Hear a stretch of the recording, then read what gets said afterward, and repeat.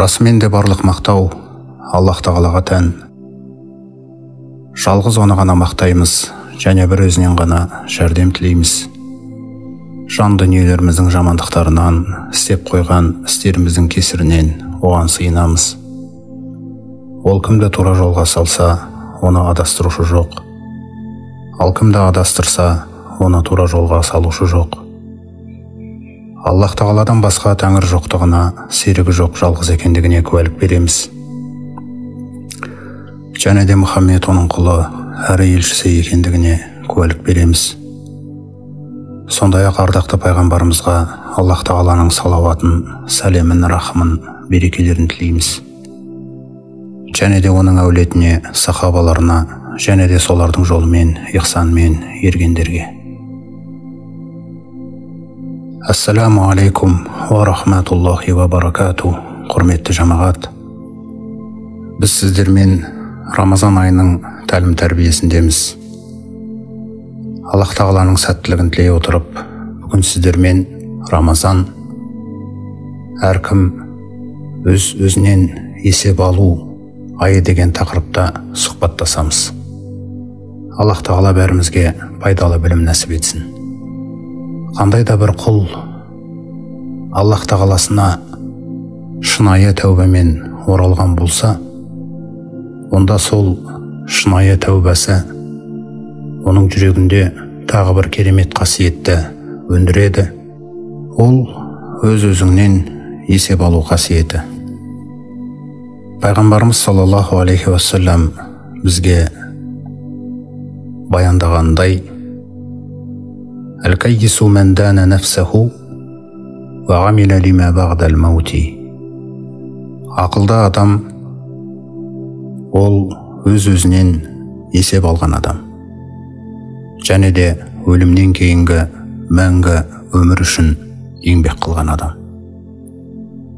«Вәл-ғажизу мән әтбаға нафсаху хаваха ва таманна алаллахи әл-әмәни».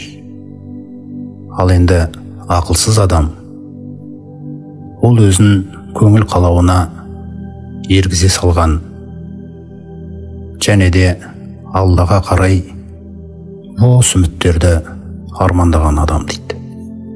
Осылайша, құрметті жамағат, өз-өзінен есеп алушы мұсылман ол ешқашан өзінің нәпсісіне бос нәрселермен, пайдасыз нәрселермен шұғылдануға мүмкіндік бермейді. Ол өзінің нәпсісін Аллаға деген бойұсыну амалдарымен шұғылдандырады. Сондай-ақ сол бойұсыну амалдарында қандай да бір кемшіліктер кеткен болса, Алланың хақысына қатысты, Алла Тағаланың қадірінен абайлап, сол кемшіліктер үшін өзінің нәпсісін сөгумен болады. Кім өзінің нәпсісін осылай сөгіп, қателіктер үшін жазғырып, есеп алып отырған болса, онда оның ертеңгі күнінің бүгінгі күніне ұқсамайтындығына нақты дәлел бар.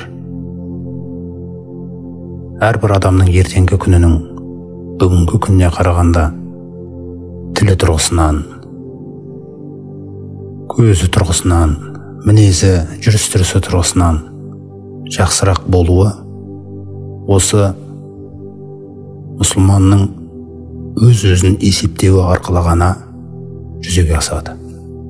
Қияметтің есебі келмей тұрып, осы дүниеде өзіміз есептеуді қолға алатын болсақ, онда бізде үміт бар. Ертеңгі қиямет күндегі есебіміздің жеңіл болатындығына. Себебі қазірден бастап өзіміз есепке алуымыз, өз жанымызды есепке тартуымыз сол күнге есептен қорқуымыздың шынайы көрінісі. Не бұл қиямет күніне деген иманмен тығыз байланысып жатқан қасиет. Бұл жайында Аллах Тағаламыз Қиямет сүресінің бастапқы 2 аятында баяндаған. Аузу биллахи минаш шайтанир раджим. La uqsimu bi yawmil qiyama. Әсте адамдар ойлағандай емес. Ант етемін қиямет күнімен дейді Аллах Тағала. Енді қиямет күнінің әсерін қараңыз. Сол қиямет күніне сенген жанның жағдайы қандай болады? Міне ол жан өзін өзі есептеп жатқандықтан, Аллах Тағалаға оның сондай күйі ұнағандықтан, Аллах Тағала сондай жанмен де ант етіп жатыр. Вәлә уқсиму бин нафсил лауама. Және де ант етемін өзін өзі жазғырып жүрген жанмен дейді. Міне осы аятқа байланысты Әл-Хасан Әл-Басри, Аллах Тағала о кісіні рахмына бөлесін, былай деп айтқан екен: Мұъминді қашан көрсең де, ол өзінің жанын сөгіп, жазғырып жатады. Жаңағы сөзіммен не қаладым мен? Не үшін айттым ол сөзді? Жаңа ана жерде тамақты тойып жедім. Ол тамақты жегенмен, жеуім арқылы не қыладым мен? Жаңа ана сусынды іштім. Ол сусынды ішкен кезімде не қаладым? Ал енді ақылсыз адам оған бәрібір дейді. Ол істерді істеген кезде ол соның бәрін істейді, сөйлейді де алға қарай жүре береді дейді. Ол ешқашан өзін сөкпейді, жазғырмайды, өзінен есеп алмайды дейді. Міне тек қана мұъминнің жаны осындай қасиетпен жарқырайды екен, құрметті жамағат. Тағы бір сөзінде ол кісі былай деп баяндаған: Аллах Тағала рахмына бөлесін, сондай бір құлды бір істі істер алдында ниетінің қасында тоқтап қарайлайтын дейді. Егер де ниеті Аллах Тағаланың разылығы үшін болса, онда ол сол ниетімен амалын жалғастырады. Ал егер де ол басқа нәрсе үшін болса, ниетін Аллаға қарай туралап алмайынша, ол істі атқармай қоя тұрады. Біздің көпшілігіміз Ниса сүресіндегі андай бір аятты білеміз: Ар-риджалу қауамуна алан ниса деген. Яғни ер адамдар өздерінің әйелдерінің үстінен қарайлаушы, бақылаушы, асыраушы, тәрбиелеуші, басқарушы деген мағынаны қамтиды. Қауамун. Алайда ең маңызды нәрсе Әл-Хасан Әл-Басридің бізге айтқалы тұрған қазіргі сөзінде осы қауам деген сөзді әйелдерімізден бұрын біз нәпсімізге дестеу керек екенбіз. Яғни біз өзіміздің нәпсімізге бақылаушы, тәрбиелеуші, қарайлаушы, басқарушы, есеп алушы болу керек екенбіз. Не сол кезде әйелдерімізден де, балаларымыздан да жаңағы дәреже өте лайықты түрде, әдемі түрде атқарылады. Себебі мен өзімнің жанымды басқарып үйрендім. Егер де мен өз жанымды басқарып үйренбесем, менің көптеген істерімде береке бола бермейді. Міне сондықтан да Әл-Хасан Әл-Басридің мына сөзіне құлақ салайық. Әл-муъмину қауамун аля нафсихи дейді. Мұъмин өзінің жанын басқарушы, тәрбиелеуші, қарайлаушы, бақылаушы, тәртіпке салушы. Юхасибу нафсаху лиллахи азза ва джалла. Үстемділікпен ұлылықтың иесі болған Алласы үшін ол өзінің жанынан есеп алады дейді. Ва иннама хуффал хисабу яумал қиямати аля қаумин хасабу анфусахум фид дуния дейді. Расымен де қиямет күні есеп сондай бір адамдарға ғана жеңіл болады. Олар өздерін осы дүниеде өз жандарын есепке тартқандықтар үшін дейді. وإنما شق الحساب يوم القيامة على قوم أخذوا هذا الأمر من غير محاسبة. Ал енді қиямет күнгі есеп бір адамдарға өте ауыр болады. Ол қандай адамдар дегенде, олар өзінің жанына қарау, бақылау, басқару деген іске есепсіз, жеңіл, оңай немқұрайды қарағандар үшін. Құрметті жамағат, қияметтің есебі күллі нығмет жайында болады. Тіпті біз бұл жайында есеп болмайтын шығар деп ойлаймыз кейбір нәрселерді. Яғни өзімізге беріліп атқан кейбір нығметтерді сондай бір мардымсыз көріп те үйренгенбіз. Сол себепті өзімізді есептеу түгіл Алла Тағалаға сол нығметтер үшін дұрыс шүкір етіп те жүрген жоқпыз. Мысалы мына оқиғаға назар аударайық. Бір күні пайғамбарымыз саллаллаху алейхи уассалам сәске уақытынан кейін үйінен шығады. Қарны өте аш. Сөйтіп келе жатқан кезінде Абу Бакр мен Омарға жолығады. Екеуінің түріне қараса, ол екеуі де тура осындай жағдайда екен.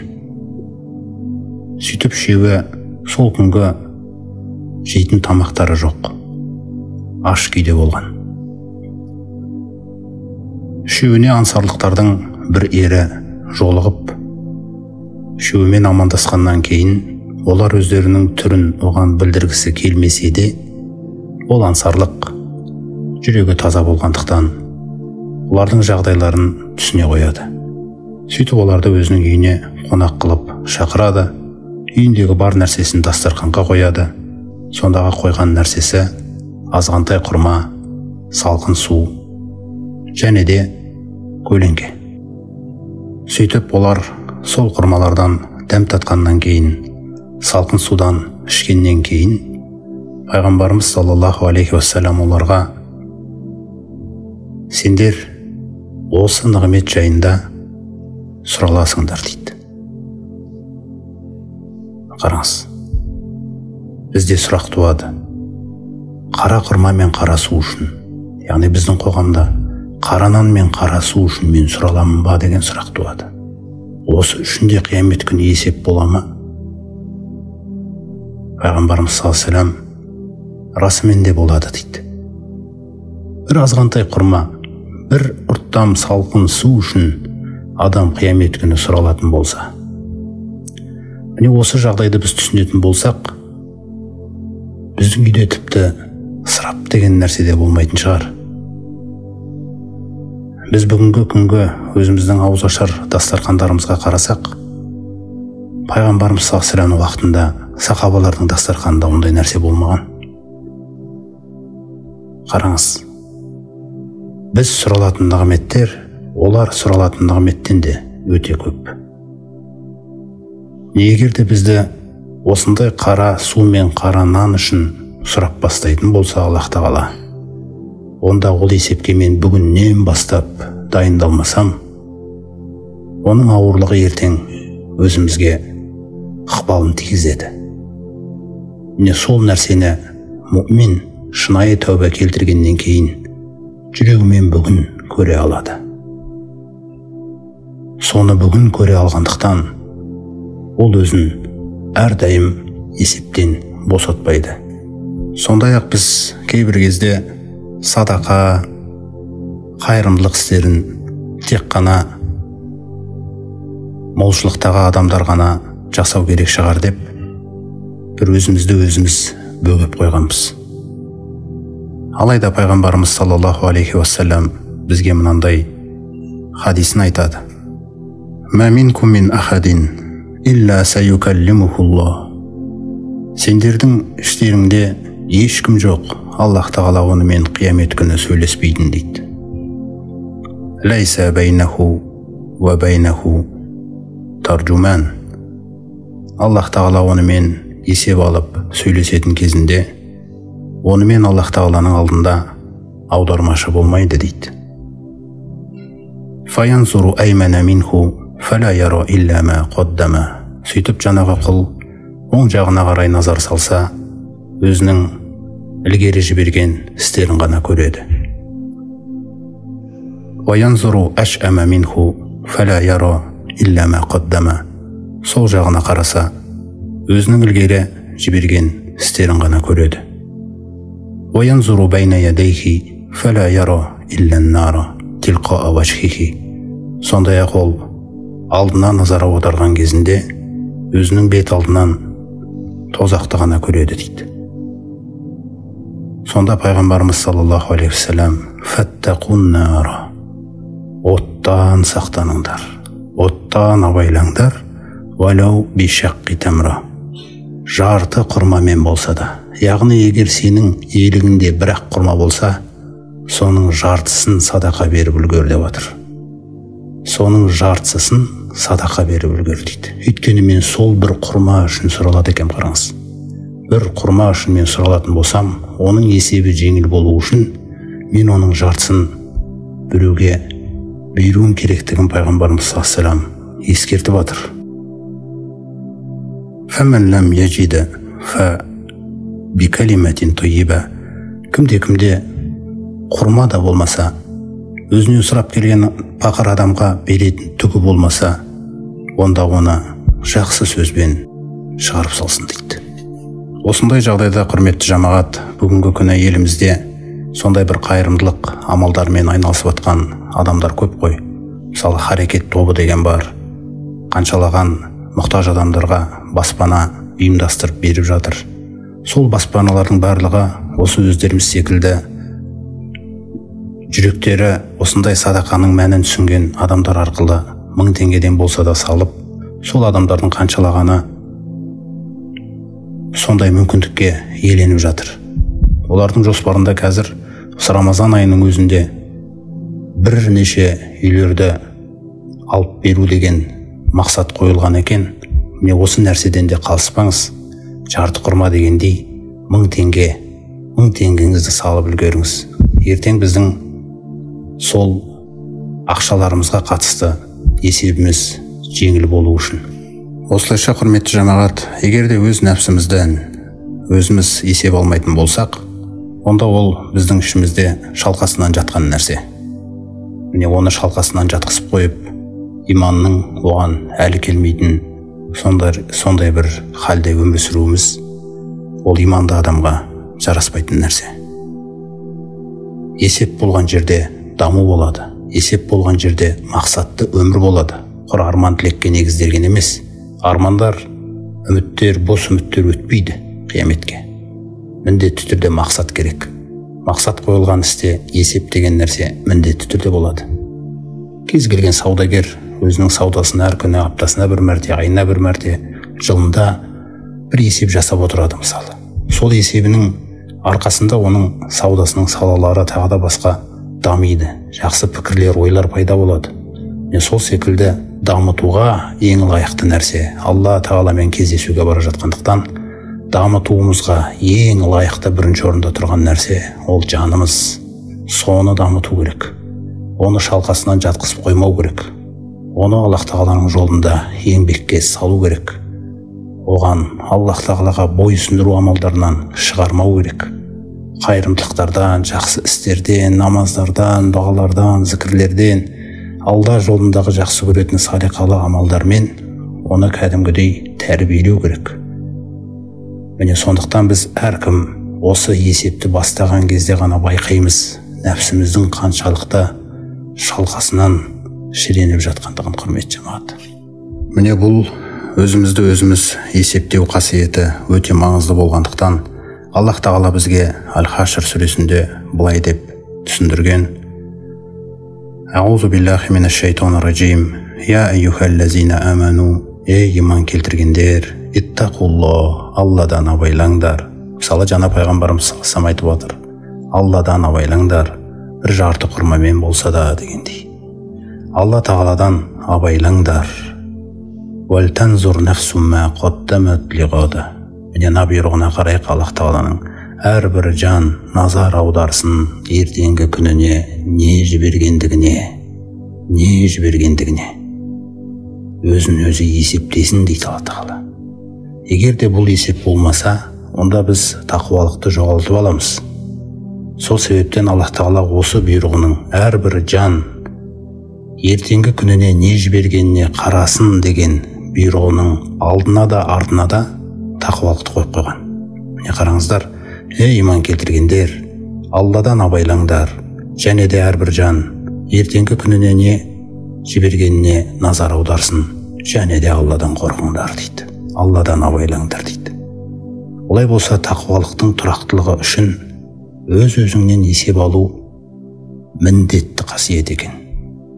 Ол болмаған жерде тақуалық кейбір амалдарымызда ұштасып жатқан болса, ол толыққанды түрде жүзеге аса қоймайды екен бойымызда.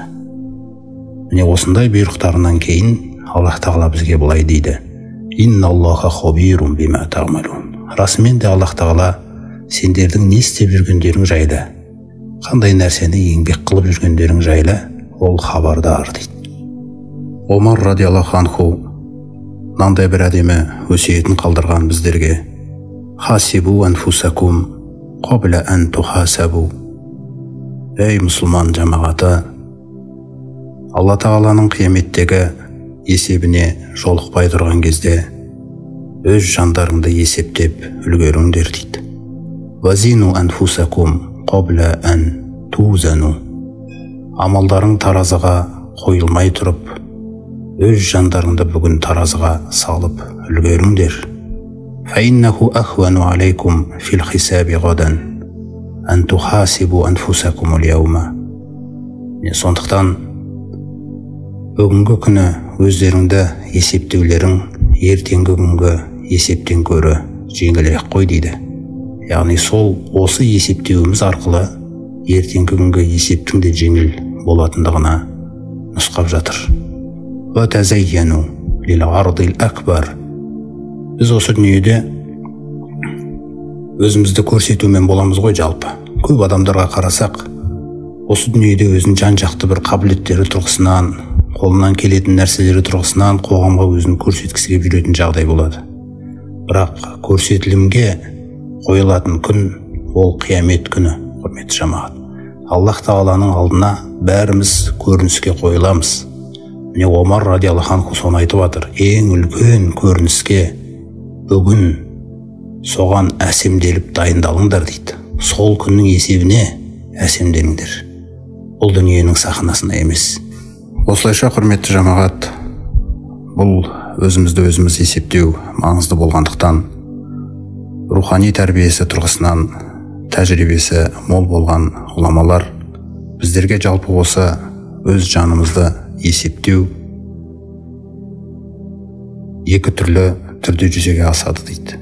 Яғни оның біріншісі, істейін деп жатқан амалымыздың алдында өзімізден есеп аламыз, және де атқарып болғаннан кейін өзімізден тағы бір есеп аламыз. Яғни кез келген бір амалды істегелі жатқан ниетіміздің кезінде тоқтау керек екенбіз. Егер де ол амалды істегелі жатқан ниетіміз Алла Тағаланың разылығына бағытталған болса, ешқандай қоспасыз, онда біз жалғасамыз. Егер де ол басқа нәрсе үшін жасалғалы тұрған болса, онда ол амалды кешіктіреміз, ниетімізді жөндеп алғанға дейін. Екінші есеп бұл амалдан кейін. Яғни қандай да бір амалды іске асырғаннан кейін біз жанымызды есепке аламыз. Яғни мен осы істі атқарған кезде, істің барысында Алла Тағаланың хақысына байланысты қандай кемшіліктер кетті екен, мен бұған міндетті түрде қарау керекпін. Бұнсыз мен дамымаймын. Яғни Аллах Тағаланың хақысында қандай кемшілік кетті деген кезде, біріншіден Аллаға деген ықыласта рия араласып кеткен жоқ екен, Аллаға деген адалдық сақталды ма екен, істеген ісімнің шариғатта негізі нақты бар ма екен, ихсан деген қасиет ұштасты ма екен, осы істі атқарған кезімде Алла арқылы жасадым деген сөзге тоқтадым ба, әлде өзімнің қабілеттерім, мүмкіндіктерімді соларды көрдім ба, Алланы емес. Осы нәрселердің бәрін мен тексеріп, келесі жолдары осындай кемшіліктерді жібермеуім үшін бұл есептің маңызы өте зор, құрметті жамағат. Кез келген тіпті мубах істің өзінде, мысалы 1 сағат доп ойнадыңыз, футбол. Сол допты ойнаған кезіңізде 1 сағаттан кейін есеп алыңыз өзіңізден. Тіпті мубах істің өзінде есеп алыңыз. Сол жерде мінезім қандай болды? Допты қуалап жүріп, біреуге жаңағындай пас бермедім ба? Немесе біреу қақпаға тұра сал дегенде сен тұр, мен неге тұрайын дедім ба? Яғни мен ол жерде не бір мінездерді, не бір қылықтарды жасаған болуым мүмкін. Не бір сөздер, соның барлығынан мен өзім ойыннан кейін есеп алмасам, мен келесі ойында сол жердегі жамағатқа үлгі көрсете алмаймын. Осылайша, құрметті жамағат, әрбір Аллах тағаланың бұйырған ісі болсын. Алла тағала парыз қылмаса да пайғамбарымыз арқылы ұнамды қылған ісі болсын. Тіпті мубах істердің өзінде болсын, мен өзімді өзім таразыға салып отыру керекпін. Онсыз менің жаным Аллаға деген махаббатқа қарай даммайды. Бір халде жүре береді. Егер де менің ертеңгі күнім бүгінгі күнге ұқсап жатса, онда мен ешқандай жеңіске жеткен адам емеспін. Және де осы күнге дейін жинаған білімдерім маған шынымен де ешқандай пайда әкелмеді. Олардың барлығы менің жадымда тек қана мағлұмат ретінде сақталған. Алайда мен өзімнің нәпсім қалай үйренді, сол күйде жүріп жүрген адам боламын тек. Құрметті жамағат, Аллах тағаланың разылығын іздеп қандай да бір амалды атқарған болсақ, мейлі ол намаз ба, мейлі ол ораза ма, мейлі ол біреуге садақа беру ма, біреуге тағы да басқа бір көмек жасау ма, яғни сол амалдардан кейін адамдардың сөйлеген сөздері, рахмет, сен болмағанда деген сөздерді адамдар шын көңілінен сізге қарай сөйлейді, оларда қателік жоқ. Алайда ол сөздермен менің жан дүнием қалай істесіп отыр? Міне мәселе сонда болады да, егер де менің жан дүнием сол сөздерді іздеген болса, ол қиын. Ол өте қиын. Себебі мен істеген ісімде тек қана Аллах тағаланы көру керекпін. Өзімнің қабілеттерімді мен аталмау керекпін. Кез келген қайырымдылық істің өзінде мені көрмеу керек адам. Мен сол жерде оларға Алланы көрсетіп кету керекпін. Жоқ, бұл Аллах тағаланың сендерге жасаған жақсылығы. Раббым осы нәрсені маған үйретпегенде осындай жақсылықты мен жасай алады деп ойлайсыңдар ма? Тек қана Аллах тағаланың рахымы себепті істелді бұл іс. Мен тек ризамын Аллаға, мені осындай жақсылығына құрал етіп пайдаланғанына. Мысалы, пайғамбарымыз саллаллаху алейхи уассалам әрбір парыз намазын оқығаннан кейін, нәпіл намаздарын оқығаннан кейін намаз әдемі оқылды. Пайғамбарымыз саллаллаху алейхи уассалам рукухтары, қирағаттары, сәжделері Алла разы болатындай керемет дәрежеде атқарылды. Алайда қараңыздар, нәпсіге мүмкіндік бермеу. Намаздың соңына қарайтын болсақ, пайғамбарымыз саллаллаху алейхи уассалам екі жаққа сәлем беріп болғаннан кейін астағфирулла деп жүреді айтады. Қараңыз, салиқалы істен кейін Алладан кешірім сұрап отыр. Міне біз қандай болу керекпіз? Салиқалы істі істегеннен кейін мен Алладан кешірім сұрау керекпін. Неге? Кішірейесің Алланың алдында. Көрінбейсің. Алла тағаланы ғана. Алла тағаланың алдында сол қандай да бір кемшіліктер кетіп қалды екен деп Аллах тағаладан кешірім сұрайды 3 мәрте. Сосын амандық сұрайды. Аллахумма антассалам. Аллах тағалам, сен сәлемсің. Сенен сәлем. Қараңыздар. Осылайша кез келген бір салиқалы істі атқарған кезіңізде қайырымдылық іс болсын, жомарттық болсын, намазыңыз болсын, оразаңыз болсын, өзіңізді көрсетпеңіз, көрінбеңіз, жоқ болыңыз. Алла тағаланы мақтап, сол ісіңізден кейін міндетті түрде Аллах тағаладан кешірім сұраңыз. Міне осы нәрсе нәпсіге мүмкіндік бермеу. Нәпсіге мүмкіндік берілмеген жерде Аллах тағалаға бойұсыну жақсы атқарылады. Мысалы, Аллах тағала өзінің жақсы көретін құлдары жайында бірнеше сипаттарды айтады. Али Имран сүресінде. Аузу биллахи минаш шайтанир раджим. Аллазина яқулуна раббана иннана аманна фағфир лана зунубана ва қина азабан-нар. Олар: Раббымыз, біз расымен де иман келтірдік. Біздің күнәларымызды кешіре көрші, және де бізді от азабынан сақтай көрші дейді. Кімдер олар? Ас-собирин, олар сабыр етушілер, және вас-содиқин, ниеттерінде, амалдарында, мәмілелерінде шыншылдар. Вал-қонитин, қандай да бір амалды, намазды Раббысына қарай атқарғысы келсе, соған беріліп тұрып атқаратындар. Вал-мунфиқин, яғни түнде намазда тұрады екен, күндіз не істейді? Вал-мунфиқина, Алла тағаланың өздеріне берген ризықтарынан, жақсылықтарынан жұмсайтындар. Осының бәрін істеп болғаннан кейін не істейді олар?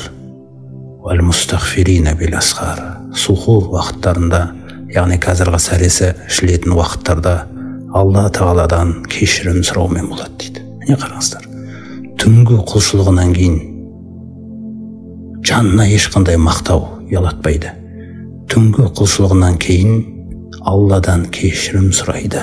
Өйткені бұның барлығы қабыл етілу керек. Сол нәрседен қорқады бұлар. Қабыл етілмей қалса қайтемін деп.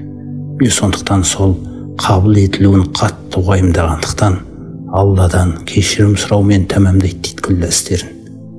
Міне құрметті жамағат, осы халді, осы қасиетті біз осы Рамазан айында бойымызға ұялатуға тырысу керекпіз. Бұны Алладан сұрау керекпіз. Өз жанымызды әрдайым есептеу керекпіз. Өзіңіз бір апта бойы үйдің отағасы болсын, әйелі, бала-шаға есеп алып көрейікші.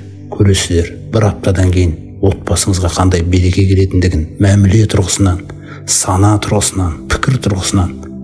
Не осындай нәрселер қалыс қалып отқандықтан біз сондай бір Аллах тағаланың керемет нәрселерін көре алмай жатамыз өмірімізде. Мысалы, пайғамбарымыз саллаллаху алейхи уассалам қанша жыл бойы, 23 жыл бойы Алланың жолында тынбай еңбек жасады. Күндізі де, түні де Аллаға деген байланыстан, ықыластан, дұғадан үзілмеді. Қаншалаған жихадтар жасалды, өзіңіз ойлаңыз. Осы нәрселердің күллісі атқарылып болғаннан кейін 23 жылда сосын Аллах тағала жеңісін нәсіп етіп, қаншалаған Меккеде, Меккенің айналасындағы араб жазирасының күллісі исламға қарай ашылған кезінде Аллах тағаланың бұйырған нәрсесіне қарайықта. Аузу биллахи минаш-шайтанир раджим. Иза жаа насруллахи вал фатх. Ей пайғамбар, Алла тағаланың жәрдемі мен жеңісі келген кезде.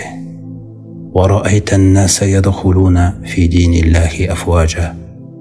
Адамдарды Алла тағаланың дініне топ-топ олып кіріп жатқанын көрген кезіңде. Қараңыздар, нәпсіге қандай мүмкіндік берілмейді, тек қана мақтау Аллаға тән. Фасаббих бихамди раббика.